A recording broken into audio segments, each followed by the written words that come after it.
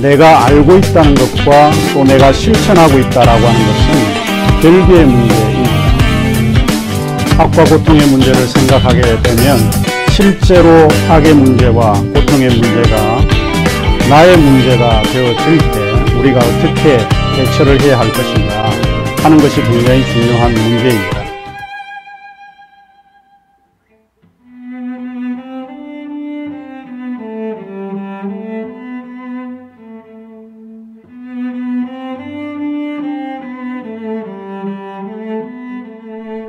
악과 고통의 문제에 대한 22번째 강의 시간이 되겠습니다. 이번 시간부터는 우리 교재 제4부에 해당이 되는데 악과 고통의 문제에 대한 대안적 지혜를 다루고자 합니다. 이제까지 우리가 다루었던 것은 악과 고통의 문제에 대한 여러 이론들을 살펴보았습니다. 그 중에 특별히 이제 우리에게 중요한 이론들 가운데는 신정론의 대안들, 이와 같은 견해들을 우리가 살펴보았는데 제 개인적으로 생각할 때는 이러한 것들이 충분하지 않다 이렇게 생각을 합니다. 그래서 이번 시간에 이 4부를 통해서 우리가 살펴보려고 하는 것은 구체적인 그런 악과 고통의 현실 속에서 어떻게 대처해 나갈 것인가, 어떤 문제를 가지고 해결을 할 것인가 하는 것이 더 중요하다라고 생각을 해서 이 문제를 살펴보려고 합니다. 실제로 우리 주변에는 악과 고통의 문제에 대한 여러 이론들을 많이 알고 있는 사람들이 많이 있습니다. 또 우리도 악과 고통의 문제에 대한 여러 저작들을 읽어보고 책들을 통해서 많은 내용들을 알고 있고 정보를 많이 알고 있다라고 생각을 합니다. 그러나 실제로 악과 고통의 문제가 내 문제가 되고 내 주변에 있는 사랑하는 사람들의 문제가 되었을 경우에 우리가 어떻게 이 문제를 해결할 것인가 하는 것이 굉장히 중요한 그런 문제가 아닐 수 없습니다. 그래서 이번 시간부터 우리가 다루고자 하는 것은 이 대안적 지혜를 통해서 악과 고통의 문제에 대한 구체적으로 어떻게 이해하고 실천할 것인가, 이런 악의 문제와 이런 고통의 문제를 내가 당했을 때 어떻게 대처할 것인가, 그 문제를 살펴보도록 하겠습니다.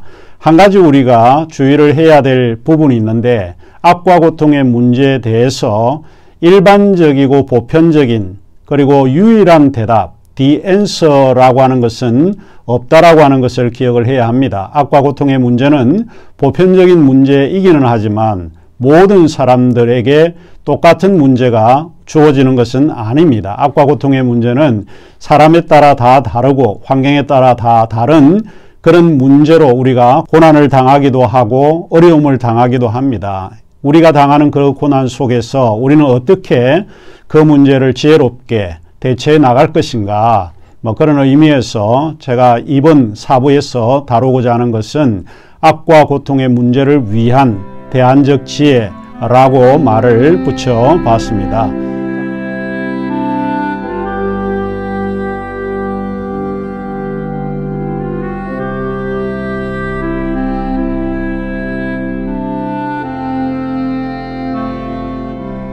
그러면 여러 대안적 지혜들 가운데서 첫 번째 대안적 지혜로서 20장이 되겠는데, 제가 20장에서 주제를 뭐라고 붙였는가 하면 예측 불가능한 인생을 받아들여라, 그렇게 주제로 제가 설정을 했습니다. 저는 이것이 굉장히 중요하다라고 보는 겁니다.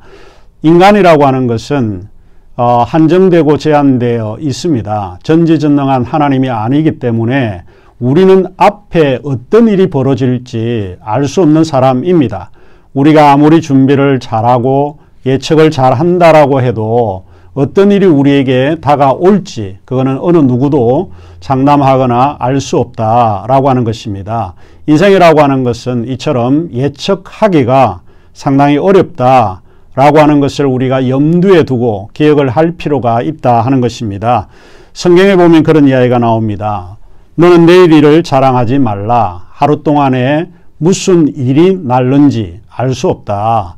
하루라고 하는 것은 우리가 24시간인데 24시간 동안 모든 게 평안하고 평탄한 것은 아닙니다. 어떤 일이 일어날지, 어떤 사건으로 우리의 삶을 괴롭게 할지, 어느 누구도 알 수 없다라고 하는 것입니다. 물론 인생에서 일어나는 일들이 항상 부정적인 그런 일들만이 일어나는 것은 사실은 아닙니다. 그럼에도 불구하고 우리에게는 피할 수 없는 것이 이 부정적인 그런 요소, 어두운 요소들, 좌절할 수밖에 없는 그와 같은 그런 예측할 수 없는 나쁜 일들, 또 어두운 일들, 고통스러운 일들도 일어날 수밖에 없다라고 하는 이야기입니다.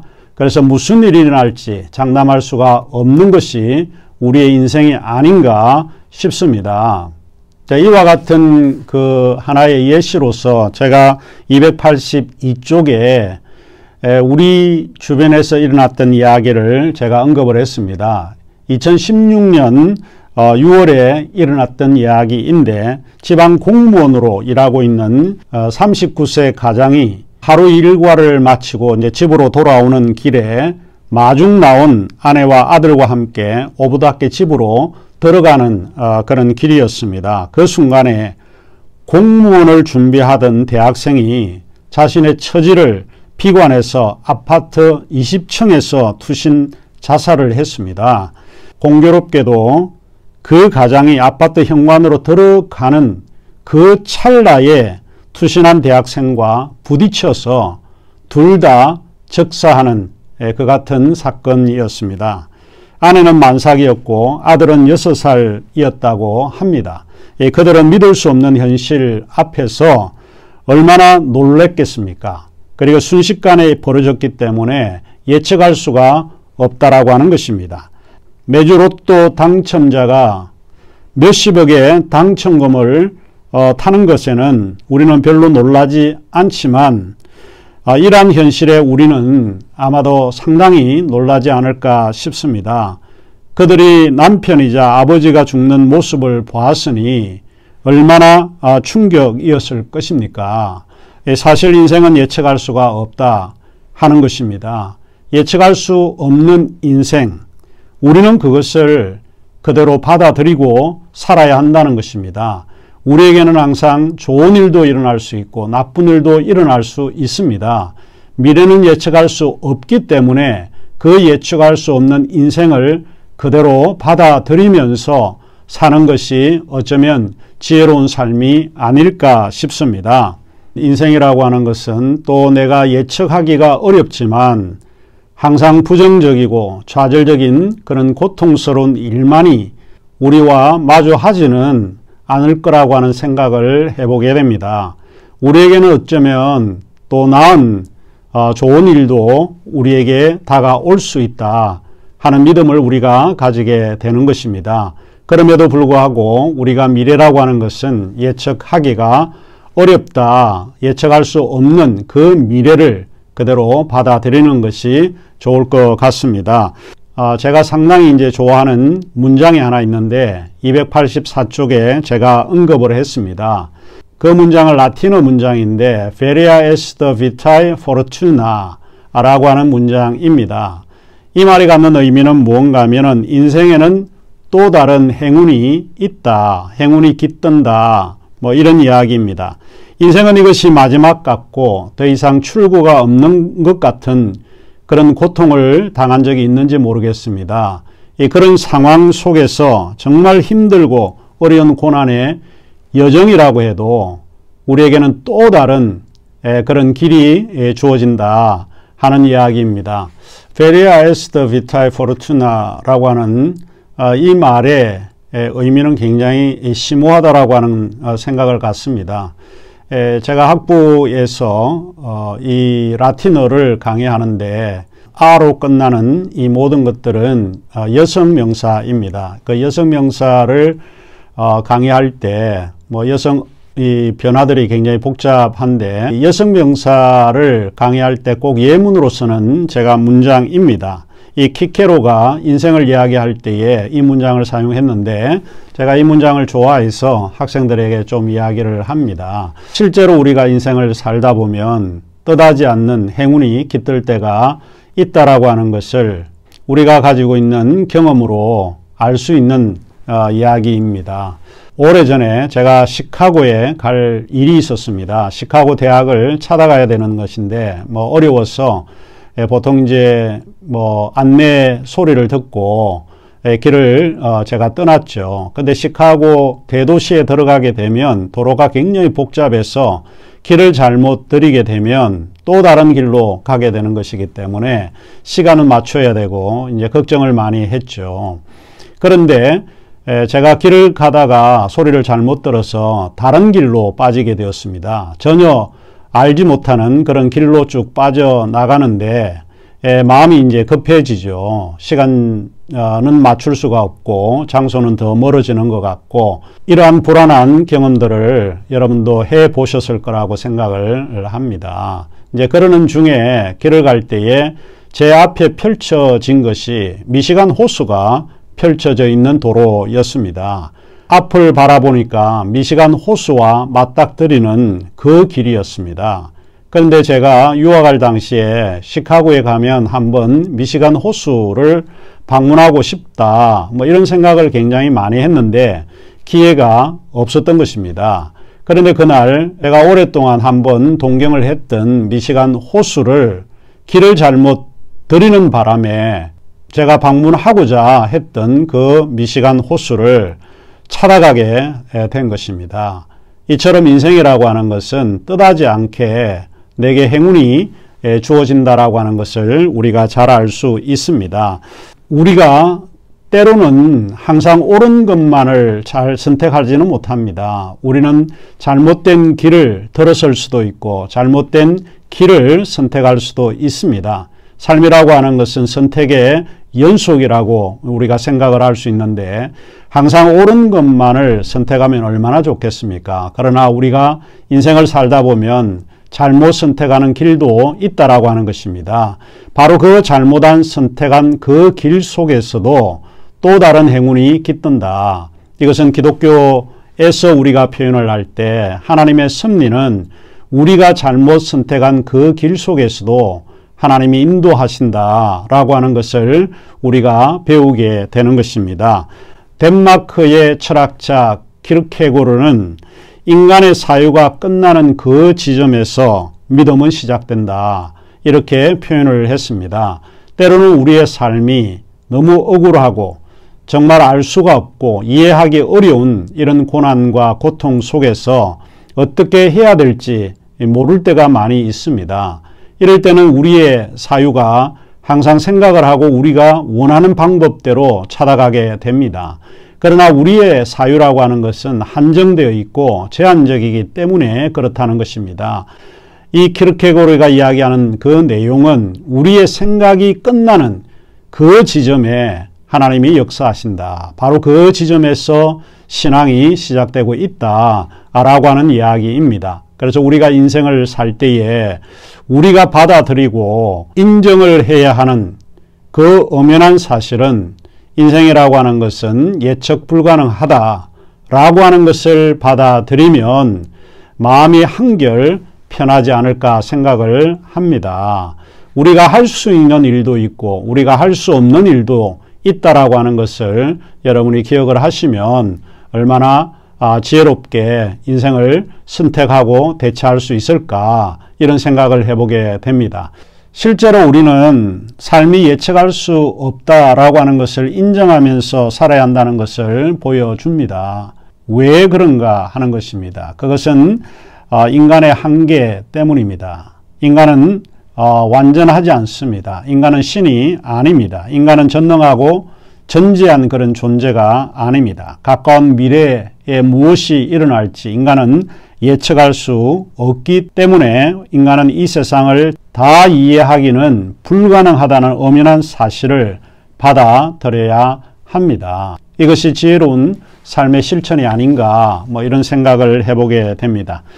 제가 이 시간에 기도문 하나를 여러분에게 소개하려고 합니다. 285쪽에 제가 언급을 했는데 상감과 윌리엄 피치라고 하는 분이 계시는데 이제 그분이 그의 책 평정심을 위한 기도라고 하는 책에서 이것은 번역이 된 책은 아닙니다만은 현실을 받아들이는 것이 힘이다 이렇게 표현을 했습니다. 실제 있는 그대로 우리가 부정하지 않고 받아들이는 것이 그것이 오히려 힘이 된다라고 하는 것을 이야기를 합니다.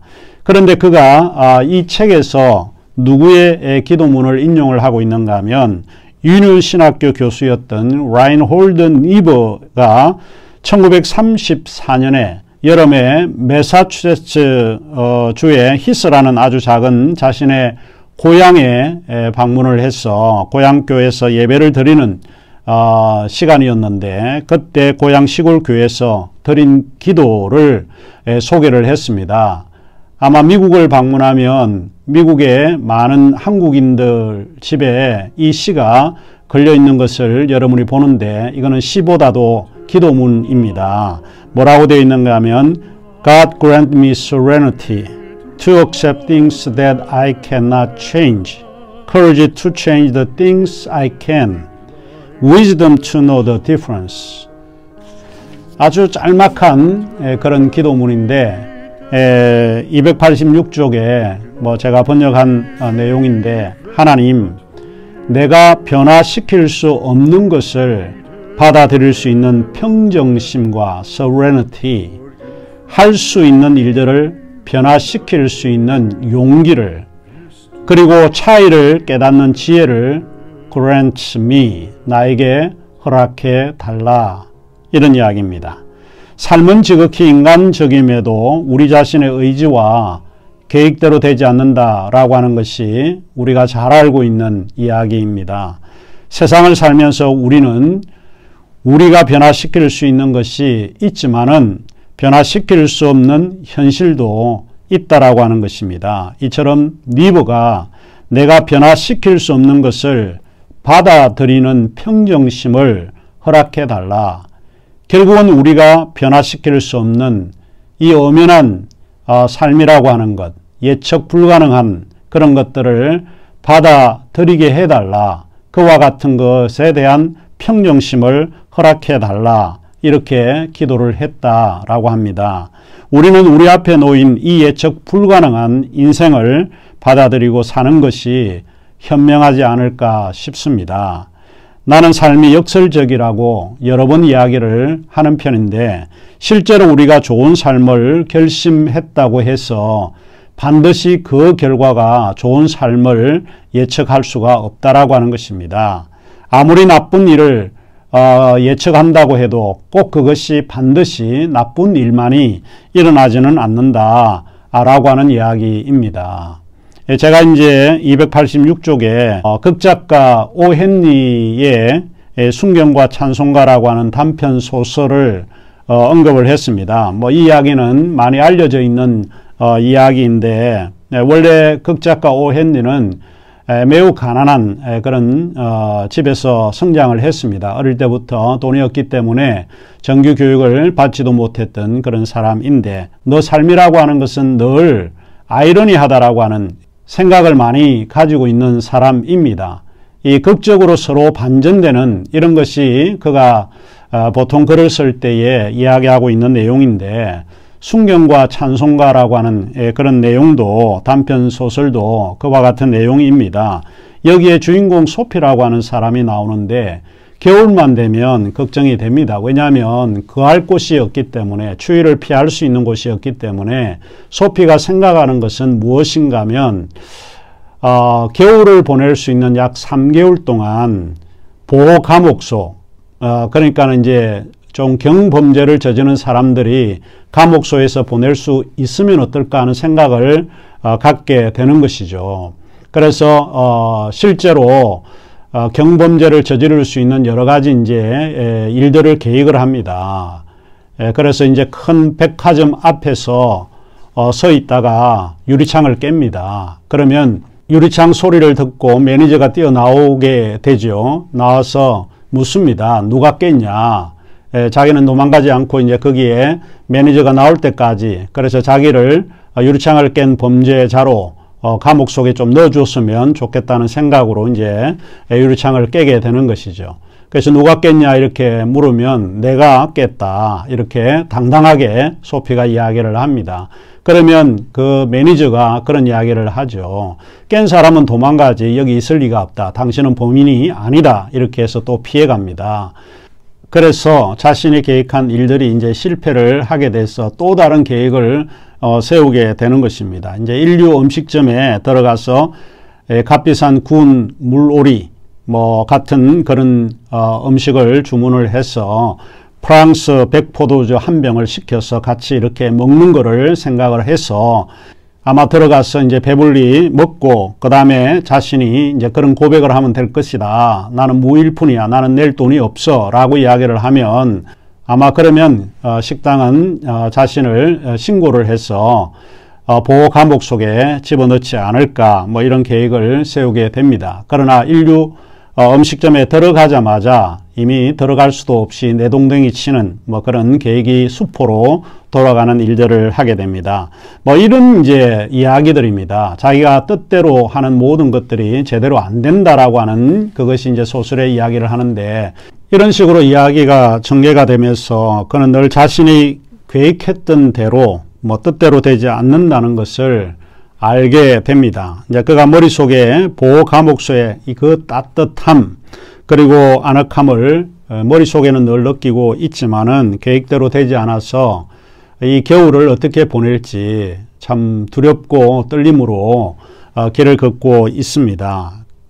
우연히 이제 길을 가다가 조그마한 교회당 옆을 지나가게 되는데 그날이 토요일이었기 때문에 교회 오르간 반주자가 주일날에 있을 곡들을 미리 연습하고 있는 중이었습니다. 근데 그 곡이 자신에게 너무 익숙해 있는 그런 노래였습니다. 어릴 때 어머니하고 그래도 교회를 가면 그 노래를 즐겨 불렀던 그런 추억이 되살아나게 됩니다. 자신도 모르게 그 교회당, 조그마한 교회당 뒷문으로 해서 교회 안으로 들어가게 됩니다. 그리고 미국의 교회당은 대부분 찬송가가 다 배치해 놓은데 그 찬송가를 보면서 상념에 잡히게 되는 것이죠. 내가 아직 젊은데 내가 일을 해야지. 나름의 이제 신앙 고백을 하게 됩니다. 이제는 떳떳하게 살자. 내가 아직 젊은데 내 힘을 다해서 내 스스로 돈을 벌어야 되겠다. 이 굳은 결심으로 해서 교회당 문을 나서게 됩니다. 그러나 한 몇 분이 안 되어서 누군가가 자기의 팔을 잡아 챕니다. 그래서 돌아보니까 순경이 자기의 팔을 잡아 끄는 것입니다. 왜 그러냐고 물으니까 자기가 너무 감동이 되어서 이 교회당 문을 나올 때에 찬송가를 들고 나온 겁니다. 결국에는 찬송가 때문에 찬송가를 훔친 그런 죄 때문에 보호 감옥 속에 가게 된다라고 하는 이야기입니다. 삶이라고 하는 것은 참 아이러니합니다. 내가 원한다고 해서 그 길대로 그 원하는 대로 다 되는 것이 아닙니다. 또 내가 이제 마음을 바로 먹었다라고 해서 그 마음 바로 먹은 대로 인생이 풀리지는 않는다라고 하는 것입니다. 제가 이제 이야기하고자 하는 것은 이 이야기입니다. 삶이라고 하는 것은 예측 불가능하다라고 하는 것입니다. 이 예측 불가능한 삶을 그대로 받아들이는 것이 굉장히 좋습니다. 지금 여러분이 흥분하고 아주 좋은 시기인 것 같이 느껴질 때도 삶이라고 하는 것은 예측하지 못한다라고 하는 것을 염두에 두시면 좋지 않을까 싶습니다. 이 악의 문제라고 하는 것도 그런 것입니다. 우리에게는 어떤 일이 일어날지 모른다는 것입니다. 예측할 수가 없다는 것입니다. 고통스러운 사건들이 우리의 가정에 또 우리의 집안에 어디에 우리 교회에 또 우리가 속해 있는 어떤 공동체이든 그 공동체에 일어날 수도 있다라고 하는 것을 기억하시면 되겠습니다. 그래서 삶이라고 하는 것은 예측 불가능한 인생이기 때문에 그것을 그대로 받아들이는 것이 제일 중요하지 않을까 싶습니다. 그리고 하나 더 말씀을 드리자면 삶에는 우리가 기대할 수 없는 또 예측하기 어려운 우발적인 오류들이 일어나고 있다라고 하는 것입니다. 결국 삶의 우발적인 오류에 대해서 우리가 관용을 해야 합니다. 언제 어떤 일이 일어날지 모르기 때문에 우리는 항상 이런 우발적인 그런 오류들이 삶에는 일어날 것이다 라고 하는 것을 기억하시면 좋을 것 같습니다. 저는 이 방법을 삶의 우발적인 오류에 대한 관용으로 이해를 하고 있습니다. 실제로 오류를 관용하는 사람은 무엇인가 잘못된 일을 배제할 수 없음을 염두에 두고 있습니다. 그러면 실수를 관용해야 한다라고 하는 그런 뜻인가? 그런 의미가 아닙니다. 그것은 우발적인 사고로 인해서 달갑지 않은 결과를 최소화할 수 있다라고 하는 의미입니다. 그래서 이 오류에 대한 관용이 인생 전체를 재앙으로 내모는 것을 방지하는 그런 지혜이지 않을까 싶습니다.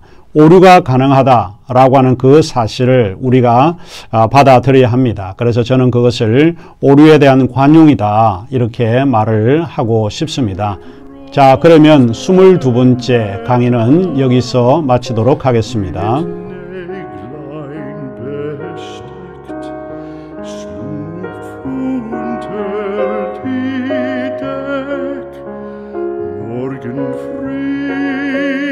Wenn Gott will, wirst du wieder geweckt. Morgen früh, wenn Gott will, wirst du wieder